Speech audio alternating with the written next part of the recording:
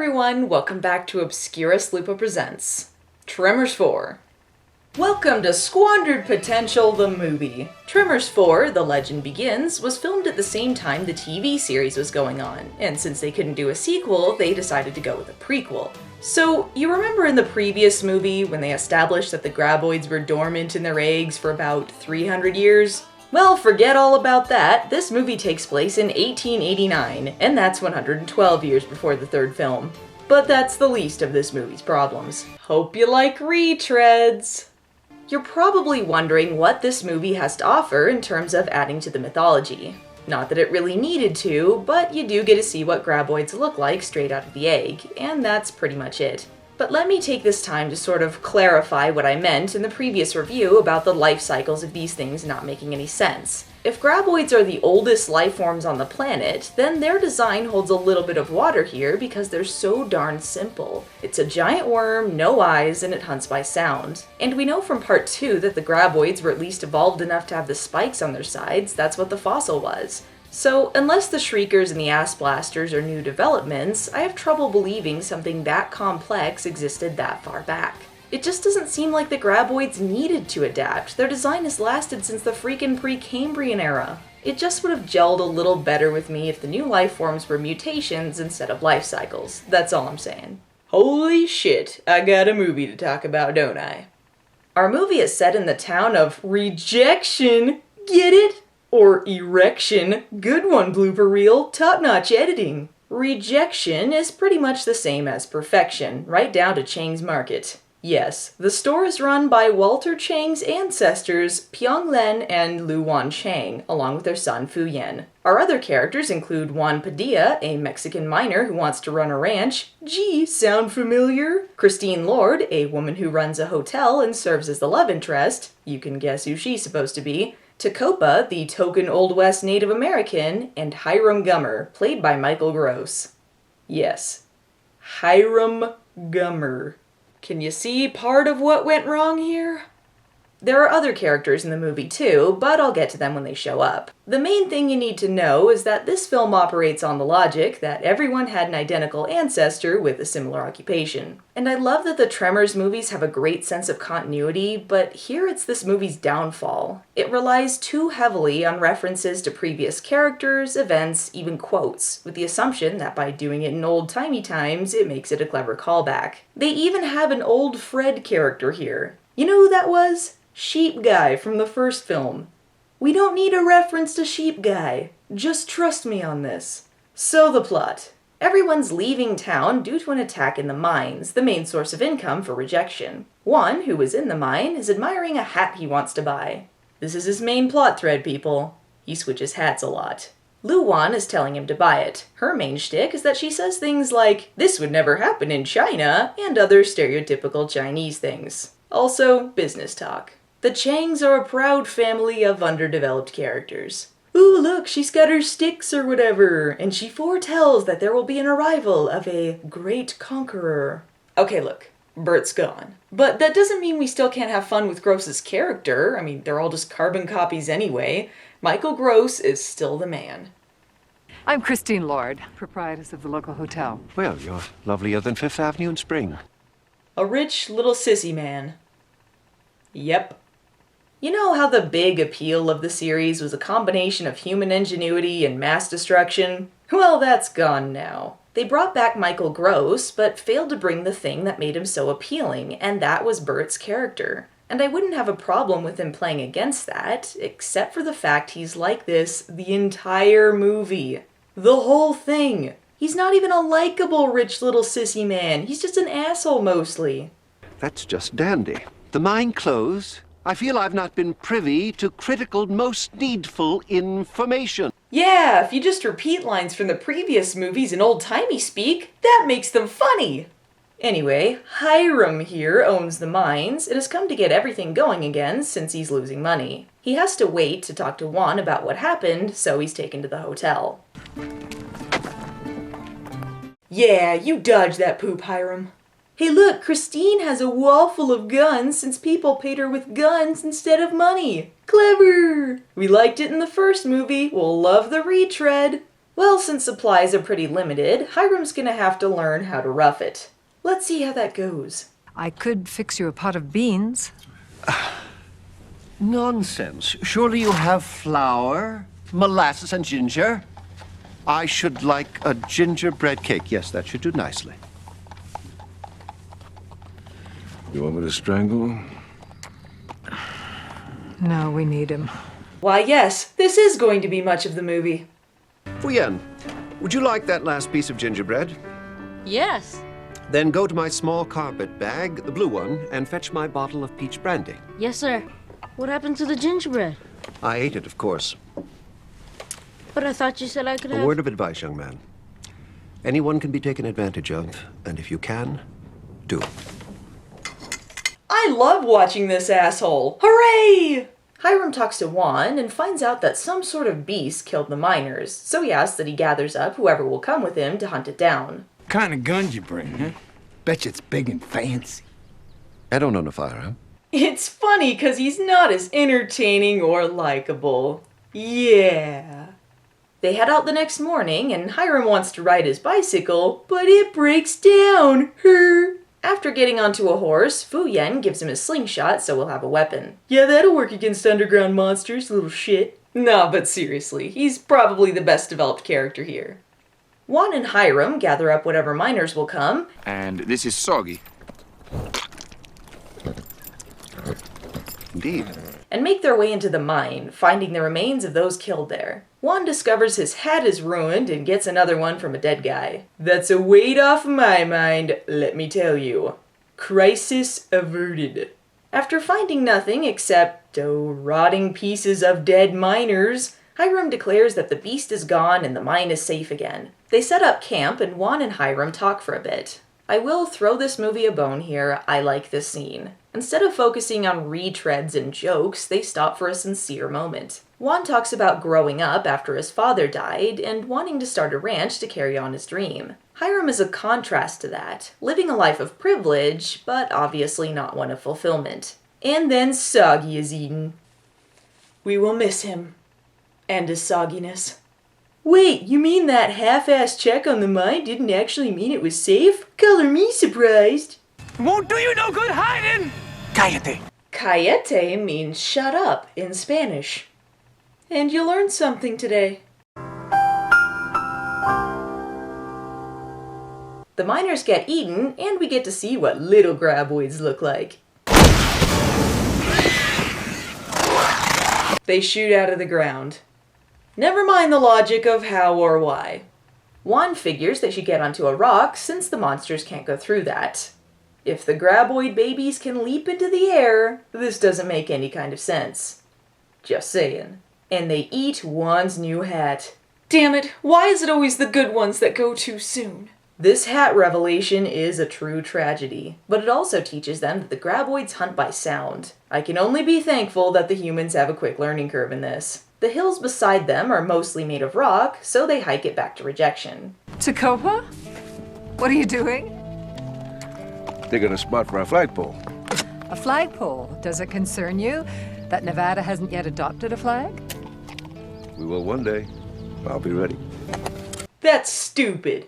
Hyrum and Juan make it back to tell the others about what they encountered, and Pyonglen dubs the monsters dirt dragons. But they're not a new stage in the life cycle or anything, they're just tiny graboids, so that's what I'm going to call them. They send out a telegraph asking for an experienced gunslinger to come out and hunt down the creatures. Meanwhile, Fu Yan fixes Hyrum's bike and pulls the old switcheroo on him. That'll be $5, please.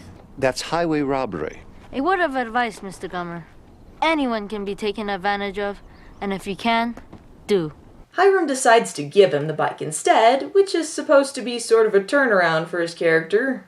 Kinda, he's still an asshole. And it just turns out that he's broke anyway and didn't have the money to pay him. Character development! Yes, Hyrum is broke. His father invested everything they had in the mine before he died, so now the most valuable things he owns are his coin, fob watch, and cufflinks. Which makes him a lazy mooch.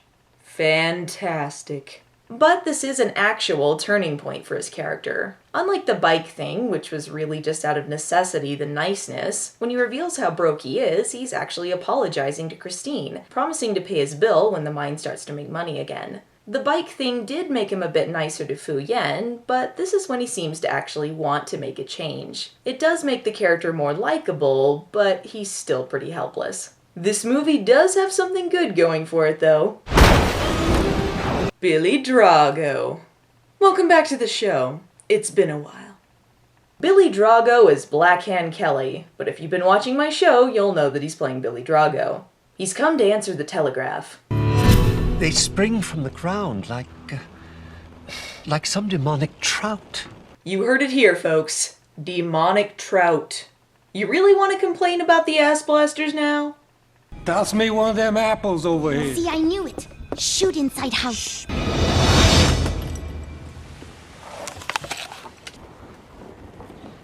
What? Obviously, we were expecting to see a demonstration of...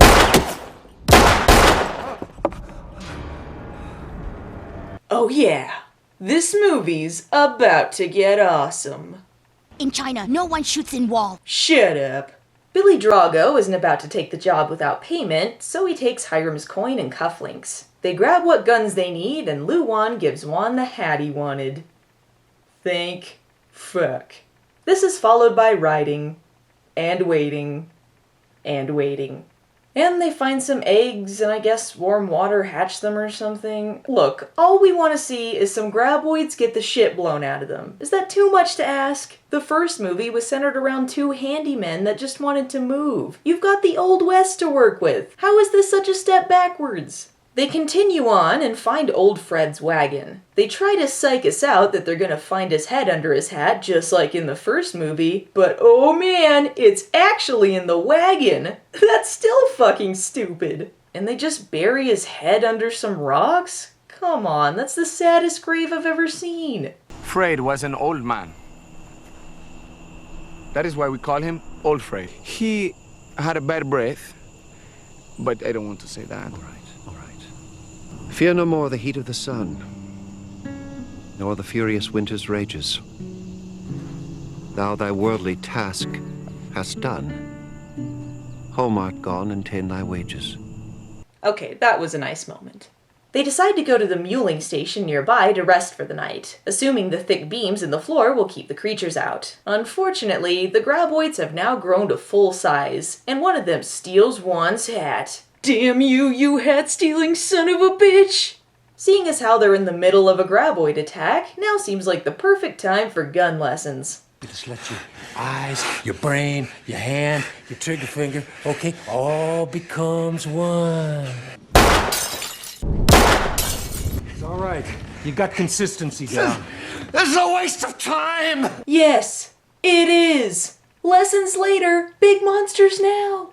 Billy Drago's character here is both a welcome change and a bit of a disappointment. Because while he is pretty cool, he's basically just there to push Hyrum in a Bert-like direction. Which I wouldn't mind if it made any difference, but Hyrum doesn't learn very much from him, and it seems like Drago's character is pretty wasted. What if he'd stuck around longer, long enough for Hyrum to become a badass, gun-toting cowboy? Or what if they'd made Michael Gross into the gunslinger character, and just had him use Old West weapons as his arsenal? That'd be pretty cool. But as it stands, Billy Drago isn't in much more of the movie. Yes, I'm serious, he dies pretty quickly. The graboids start to pull out the beams, and Billy Drago gets eaten. Yep, that's really it for him. At least in Lady Dragon 2, he got blown up twice, come on. Luckily for Hyrum and Juan, they were able to send out a telegraph, and Christine comes to the rescue. Are they following us? I can't tell!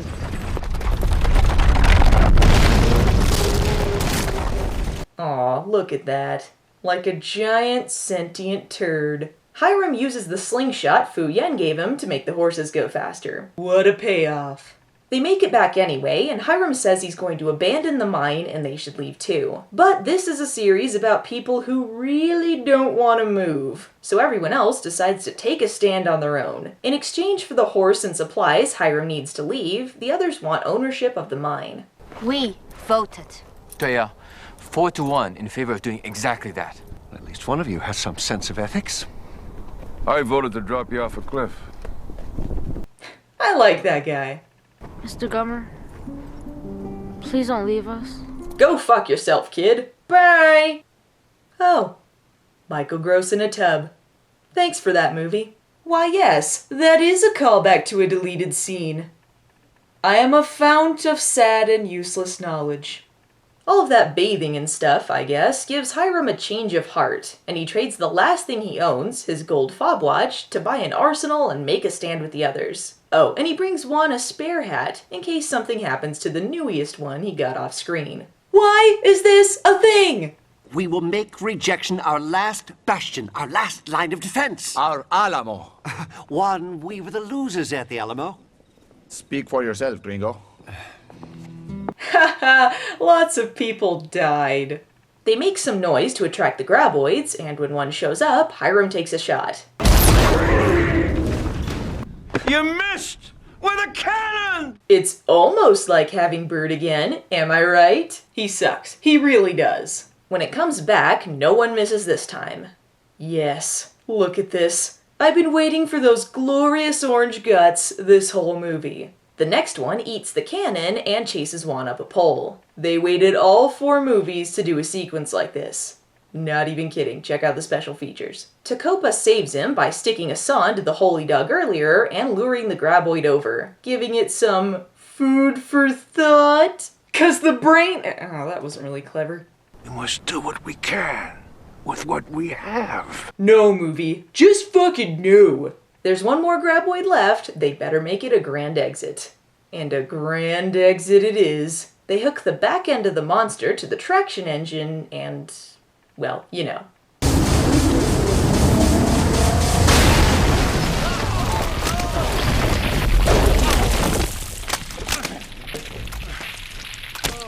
Finally, movie! Thank you! The day is saved. Juan gives Fu Yan his hat. Would you just stop talking about hats? Okay, so Hyrum gets a loan and the others give the mine back to him, which he takes on the condition that no one speaks about what happened and the proceeds are used to pay off everyone's debts. The town is renamed Perfection, a twist I never foresaw coming. Hyrum and Christine get together, kinda sorta, and then this middle finger is thrown our way. My, purchase something that might aid in your success as a marksman.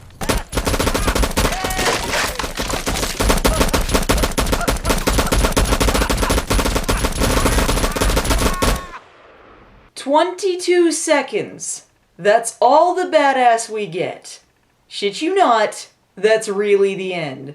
And wait a minute, I thought Christine didn't have any money. Now she can afford a Gatling gun? Bullshit. Oh, and by the way, they realize that by implying history is doomed to repeat itself here, that means she's going to leave his ass, right? Just a nice thought to end this on. Despite what I've said here, I don't hate this movie. But I don't love it either. I'm just mostly disappointed. An Old West prequel to Tremors is a fantastic idea, but it seems like they wasted the opportunity. There were less things available back then, so they'd have to get creative, and I would have loved to see Michael Gross as a badass cowboy fighting off graboids. A lot of the movie just depends on references to the past and the humor of Hyrum being such a contrast to Bert, but it loses some of the scares and sincerity of the other three. It takes too long to get anywhere, characters are wasted, and it leaves you with the overall feeling that it could have been more. And the weird thing? I'll still watch it. You sit me down for a Tremors marathon and I'll watch this one, sure. I can't hate a Tremors movie, even the one I like the least, and that says something about the series. There are still some neat moments in this installment. Michael Gross is still a great actor, Billy Drago is cool in anything, and some of the humor does work. I wouldn't completely write off Tremors 4, but just be aware of some of its downfalls. Next up is going to be the Tremors TV series, but that's going to be a manic episodes. Next Obscurus Lupa Presents, we'll be going back to form. See you next week. He needs a little help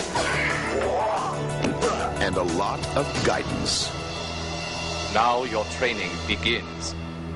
He's just found the best. Now, Jason's getting serious, getting fast, pow, and getting competitive. No retreat, no surrender.